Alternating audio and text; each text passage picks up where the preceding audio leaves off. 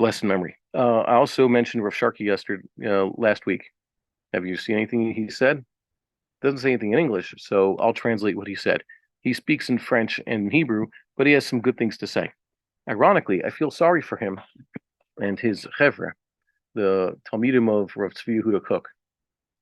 Most notably is Rabbi Tao, who's definitely has had his share of controversy over his life. Controversies he himself has caused, controversies others have brought onto him. He's a very controversial figure. You know what I'm talking about? So he's a prominent Rosh Hashiva, is the Rosh Hashiva of Har Hamor. And he is, I guess, the strongest of those who toe the line, the yeshivas of the Kav. In this group are quite a few, and he's like the leader of them. Rav Avi is one of them, with whom, of course, Rabbi Bar-Hayim has had respectful disagreements. And there was a Rosh Yeshiva I learned with there was a Rav here who was also in that group, and Rav Sharkey is one of them. So for them, not going to Har HaBayis is the Isser. If, let's say, for some Ashkenazic old-time rabbis, what's their Isser, the thing that they stick to, the thing they're not going to give up, their traditional prohibition that they stick to? What is it? That's like kitnius. This is just the thing, this is the line we're not going to cross. Okay, fine. So everybody draws his line. So Rabbi Tao and others, their line is no visiting Har HaBayis. For whatever reason. They might even acknowledge that from an objective halachic perspective, it is permissible. But Rav Tzvi Yehuda was very much against it. Remember, he was alive during the 6-Day War and afterwards when it became available once again. So let's say Rav Goren was the loudest exponent of yes, visiting Har HaBayis among the Israeli rabbis. So they were against it. So I feel very sorry for an individual like Rav Sharkey, who said that he does acknowledge the halachic argument for doing so. What are you going to do? That's their Isser. So I feel sorry for them because they don't understand how much it changes a person to go to visit the Beis HaMikdash and how much it has done to bring people closer to God and get people to realize how we can't just sit back. The problem is their hashkafa is basically post-state Haredism. If they had been around before the state was founded, they would have been opposed to it. If they had been around before Jews came to the land of Israel, they would have been opposed to it. Have nothing to do with something. Yeah. So I pity the Rabbanim who have yet to visit the Beis HaMikdash, and I see that it changes people. I know men who Rosh Yeshiva from this group. There's one who's a local here, who it changed him. It changed him as a person, finally giving in and going. And it was already when he was a grandfather. He was close to retirement. So it changes a person. I feel sorry for people like that. But Rav Sharkey, with regards to these other things, is on the ball. So, like I said, I'm sorry about it. He was talking about Gevura as the beginning of divine inspiration. I'm going to read a relevant passage from Mor Nevuchim. He got this from Rav Kook, saying it within the Rambam. The Friedlander translation. You know what the Friedlander translation is? Friedlander was a translator. It's about 100 years old, if not more so. He translated the Mor Nevuchim, Guide to the Perplexed. And he's talking about the first degree of prophecy. He says it's the divine assistance which is given to a person and includes and encourages him to do something good and grand. For example, to deliver a congregation of good men from the hands of evildoers, to save one noble person, or to bring happiness to a large number of people. He finds in himself the cause that moves and urges him to this deed. And this is what's called the Spirit of the Lord. Ruach Hashem stirred within him. And the person who's under that spirit, it says that the Lord came upon him, the Spirit of the Lord came upon him, it clothed him, rested upon him, or the Lord was with him, and things like that. He says all the Shoftim had this degree. That's what made the Shofet. They're the ones who were divinely inspired to fight. And he says it also was, he gives examples how it describes Samuel and Gidon, Othniel ben Kenaz, the rest of them, who had this measure. And he gives example, Amasa had it. That was one of David's relatives who became one of his generals. It's described in Divrei Yom like that. He also says that is what motivated Saul. Saul had that when he was anointed. He says basically getting anointed is a way to do this. The Mashiachim have this. And David had, it says, this is what happened to him. The second he was anointed, he had this spirit, this inspiration. He also says that was what Moshe Rabbeinu had. Moshe Rabbeinu, it says, that's the main stories here. He grew up and he fought back.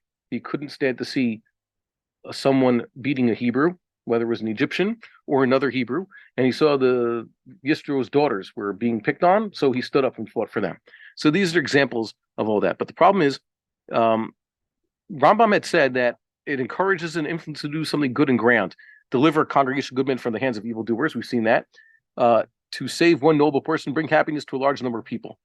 The Rambam's all his examples are people who stood up and fought back for the downtrodden and basically became military leaders. That's every single example he gave. Notice that? It's funny. He doesn't give an example here of bring happiness to a large number of people. He just says there was someone, the Jews were being picked on, so someone got up and said, I'm going to put a stop to this, like King David. Well, probably it's related because yeah, when other people see someone that has the courage and the power to stand up to the people that are oppressing another person or group of people, it makes everybody happy to see the okay. Well, it takes a while for the happiness to actually come. They have to win. So he says that, wait, but this is the first degree of prophecy. The second degree, by the way, I don't have it in front of you. I'll just say it from memory. The second degree is giving a person intellectual, creative abilities. The degree that David and Solomon had when they composed the Psalms and Shir Shirim, and others. Daniel had it, whatever it was. So he says this first degree is basically Gvura is the beginning of prophecy. That's why the Maccabees write about this. The Maccabees, the original ones, where it's Kislev now. 3 weeks from now we'll celebrate Hanukkah, right? 3 weeks from today. So the Maccabees basically had that. They were like a throwback to the Shoftim of old. And that's why when they came to the Beis Hamikdash, they're waiting. We need a Navi here who could just answer a few questions. But it was, almost got back to re-achieved that level. He says, so when you have Jewish heroes, when you have inspired Jews, the good kind, who are able to stand up and fight against the enemy, we're hoping that someone rises among, this is what I was saying for now more than a month. I'm hoping that among the people who are currently fighting, there's a soldier out there, someone, a mid-level commander, or even someone high up who decides that he's taking charge and he's going to disobey all the wrong orders and only give the right orders, and it's going to lead to victory. Because God knows that and we know that the orders, the best orders are not being given. So when that person rises up, that person will be what the Rambam says, basically the beginning of prophecy. That's the first level. Excuse me. That's the first level, and it has to do with that which we're hoping for. So he says that's something that he did say. Hold on one second. Says here. Oh, here. We only apply such phrases to those who accomplish something very good and grand, or something that leads to that end. For example, the success of Joseph in the house of the Egyptian, which was the first cause leading evidently to great events that occurred subsequently. Okay? Joseph begins to show, actually his sprouting. Right? Joseph as an example of Mashiach ben Yosef. Right? Never actually said doesn't say Vayomer Hashem el Yosef. Right? It doesn't say that God revealed himself to Yosef, but Yosef walked around with divine inspiration all the time. That's what he said. He trusted in God, and God obviously was with him, and he was given portentous dreams. He's showing signs of crossing over into prophecy. He also said that the current enemy has both evil and barbarity and organization. He said Roa, an organization, Irgun. Irgun is not a biblical word. It's not a Mishnaic word. It's not a rabbinic word the Rambam would use. I don't know what the equivalent in Arabic would be. But he says, like Nazi Germany. Nazi Germany was able to combine organization, and their extreme cruelty and their barbarity. So he was speaking about someone who fell in battle quite a few weeks ago, Ruvain Shishportish, I think it was, the Shloshim passed. That's who he's describing. Hashem Yikom Domo. And he fell defending Prigon. So, by the way, I'm saying Hashem Yikom Domo. Hashem we spell with a hey, right? That we shouldn't be saying Hashem. Really, it's the name of the Lord. It's written with a yud. So the Rashi Tevos of the Lord should avenge his blood is actually Yud Yud Dalid, or YYD in English, not HYD. Asian Mem. Oh, okay. Well, someone may have adjusted Rashi. Rashi wouldn't have written Haitian Mem. Really, have Xavier that he wrote Haitian Mem? Rashi says that. Really? Wow. Show it to me. You know where it says it? I wasn't aware. Because a lot of things we see in Rashi, by the way, it might not be what Rashi himself wrote. It's gone through printers a few times. It's very rare that, let's say in the Rishonim, either they write the Lord's name or some other kitzer. For example, you look at types of things in Arabic, how they represent God's name. When they didn't want to write God's name in the cloth or whatever it is, 2 yuds. or this thing that's like two yuds and a yud in the middle, like a three yud thing. Have you seen those? Well, so you could see them. The Rambam had like that. So I would imagine Rashi wouldn't write Hashem. That's a very recent thing to say that. Let's see what else. So what does it mean Hashem yikom damo? The Lord should avenge his blood. What's that a prayer for? It's very important to remember this. Hashem yikom damo means that God should give us the ability to avenge his death. We saw last week, remember, Ki doresh damim otham zachar. That's written in the Navi, right? The one who seeks blood, doresh damim. That's a reference to God, who calls himself the doresh damim in Parshas Noach. So God remembers the people, the martyrs, connected to the verse that we said in Parshas Noach, so to speak. So that means, as per Onkelos, what does Onkelos say? Shofech dam ha'adam ba'adam damo yishafech. So the one who spills the blood of man, by man shall his blood be spilled. That's the literal translation. But Onkelos adds, as the court on the testimony of witnesses shall put him to death. That is the way God seeks the blood of those who have been killed, the way he avenges their blood, the way he makes sure that justice is done is by commanding us to use due process, legal means, to put the murderer to death. Like us asking Hashem to. Yes, it's like asking Hashem to create some miracle and all of a sudden. We're not asking to be passive. Asking him to give us the ability so that we can establish a state. Yeah. Whenever we ask something for God, it doesn't mean we're just asking to sit back and watch miracles. It means God give us the strength and the fortitude and the success. That's what we're asking for. So too, Hashem yikom damo is not hopefully one day God somehow will send the lightning bolt and kill the bad guy. It means God should put it in our hands to bring the murderer to justice. So people should remember that. That's an old Jewish thing. Rav Kook used to say, there's another thing Rav Sharkey said, in biblical times, they really like to fight hard. Okay, it says the animals. He used to consider them, what are you supposed to do? To what extent do we have to prosecute this war? They used to consult the Sanhedrin and the prophets to know how hard to fight each nation. Rules of war, yes, there are some eternal rules of war, but also sometimes they consult with the Navi, they consult with the Sanhedrin to say, to what extent should we, perhaps there's a Horat Sha'ad, be more gentle this time, right? There's been wars, be more gentle. And sometimes to kill everybody. Sometimes it's much more harsh, like with Midian. Sometimes the harshest was Amalek, kill everybody and even kill the animals, which was beyond, like we saw, anything that the Halacha actually demanded.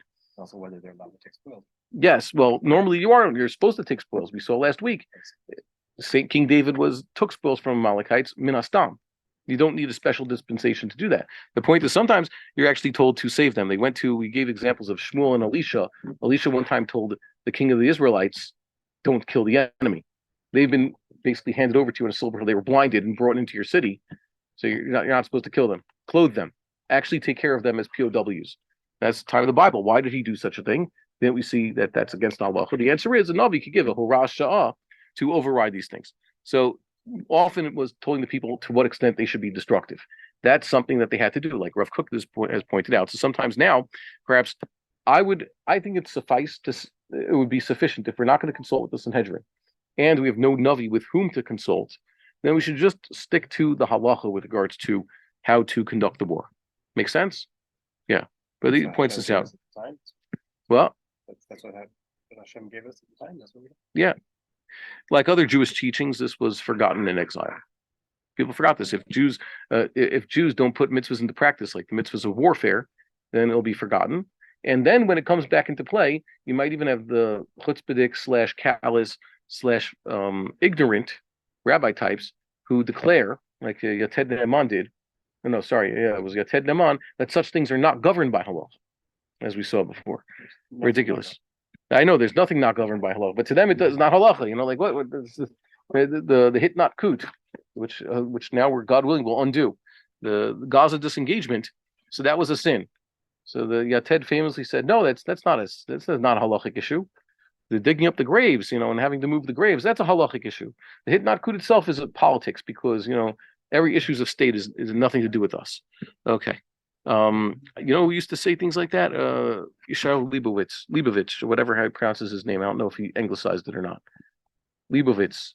You know who he was? Nechama Leibovitz's brother, who was a philosopher and a radical philosophical and religious ideas. I can't imagine reading anything he said. He basically held that also. Like the Jews are halachically, but it's not something that influences their life. You read what he says, you see that there's no simcha whatsoever. There's no joy, no happiness, no. I can't understand how anybody could read what he said and come out being a committed, happy Jew. Now he himself, it exudes such pessimism about religion. Okay, so this is type of things that he said. Yeah, Jews keep the Shulchan Aruch, but everything else is like sort of, beyond Shulchan Aruch, and it's only because we live in a secular society. But actually putting this all into practice is impractical. The Torah, there's much in the Torah that's not actually practiced by Jews, or perhaps not supposed to be practiced by Jews. That's what we even said about the Beis Hamikdash. It lasted for maybe up to 1,000 years, Sachakol, but it's been 2,000 years since there's been a Beis Hamikdash. So maybe God doesn't want a Beis Hamikdash. How about that? Right? So that's ridiculous. So like other Jewish teachings, because this was forgotten, Rav Kook said the Gentiles need to learn war ethics from us, not the other way around. We shouldn't be trying to stick to their international law and all those other things. They should be talking to us and they look to us. We're a light unto the nations. I'll give you an example. Who's going to bring the Ayidei Mi? Will the redemption come? Remember, the redemption will be good for mankind, the perfection of mankind. That's our responsibility as Jews. We're the Kohanim of the Goyim. The Goyim can't be perfect, and that would bring a messianic era. It's entirely on us. So they're looking to us. Whenever it comes to anything, even just how to run a society in peacetime, they should be looking to us. So too for war. It's not that we should be looking over our shoulders or looking ahead and trying to fit this imaginary Christian standard of how to fight. Post-Christian, as Dr. England has said. We should be doing this exactly according to Halacha and let them learn from us and try to copy us. They definitely keep their eyes on us all the time. Well, yeah. So it's shameful when rabbis try to resolve the two. They try to resolve, what should Jews do and international law, etc. That's nonsense. The Gentiles should resolve their ethics with ours, not us trying to resolve our halacha with their ethics. Also, I'd like to point out that if you think about this, I'll use the example. My daughter sent me Calvin and Hobbes. Everybody likes it because it's profound. The jester, we've said before, has profound wisdom. He's able to make points very succinctly that other people can't because of his medium. So Shakespeare knew this. I mentioned there's another guy I have to disclaim. I mentioned J.P. Sears a few months ago. He's the jester, so he makes points. I do not endorse anything he says or does. I think he's a minovel and a snake oil salesman. Okay, just to know. I don't endorse political opinions. I'm just saying that that's his method. So Watterson, the secretive cartoonist, has the concept of Calvin Ball, which we discussed before. Calvin Ball is basically anytime you have people discuss game theory, decision-making theory. This is a big thing. Nobel prizes are given to Jews who discuss these things and understand the human psychology behind it. When children start a game, they could create any Calvin Ball. You're familiar with the example. They start a game, they know how to make rules amongst themselves. Why? Because if they don't govern themselves with the rules of the game, then no one will want to play. You have two children want to play with each other. They have to find that medium. They know you can't do this. Otherwise, they'll never trust you again. You can't play. That's how business works also. So basically war is like Calvin Ball. The enlightened Europeans eventually realized that, yes, we have to continue shooting each other until we're all dead. But at least, let's say, make a distinction between combatants and civilians, right? We'll make limits. And let's say, at least the revolution. People will continue to want to be pushed and to have the desire to continue to fight the wars. If there were no rules, everybody's allowed to kill everybody. Yeah. Nobody would want to. But understand that rules of war came about because they realized that they have to eventually make peace. You can imagine revolutionary times. That was one of the things that the founding fathers had against the British. Perhaps the British were being against the rules of war. They're being too harsh, even though by today's standards, they're being okay. The British, it's not like they didn't destroy Boston, New York when they had a chance. They didn't attack women and children. Yeah, sometimes that was the problem. They had Native American groups that fought with them on the frontier that did things like that. That was one of the complaints. But you can imagine revolutionary times. A woman had, if she was somewhere along the East Coast, she wouldn't have what to really be afraid of, right? Battle. They know that's what you don't do. Europeans came up with these rules because they realized that they eventually have to make peace with each other. There has to be, the economy has to run afterwards. The general surrenders, he hands over his sword, then he has a drink or some tea with the opposing general. So that's why rules of war exist. But or they can exist because there's a mutual understanding that eventually you have to talk things out. We're not going to be able to do this again if we go too far. So it's not that really we could reckon that the halacha or anybody should recognize this as some sort of law. When goyim have war with each other, it's basically Calvin ball. They want to be able to play again or do something after the game is over. They want to have relations after the war is over, international relations. So they have rules. But when you're dealing with an enemy that's out there to destroy you, Amalekites, for example, there are no such things as rules, and there's no reason to even want to play with these rules. We don't need their rules that they've realized. By the way, if they would take the rules of war to the natural conclusion, the logical conclusion, they should just stop having war with each other. Why is it you can't do this, you can't do that? Look at all the things that are actually illegal. So why are you even shooting each other? Why can't you just resolve it? Eventually, I think that would be the Messianic era when they realize that it's just stupid to wage war with each other, like Jews do. Just talk it out. A Jew will talk you to death, right? Or will argue you to death. So, bore you to death by talking. So it's kind of foolish to even consider these things. The whole discussion of ethics and war crimes, etc., civilians, it is so foolish. I can't believe that people are even falling into this trap. It's just Calvin ball. Make it up as you go along. And we've made some rules. Remember, Calvin says, "What's the rule?" There's no rules.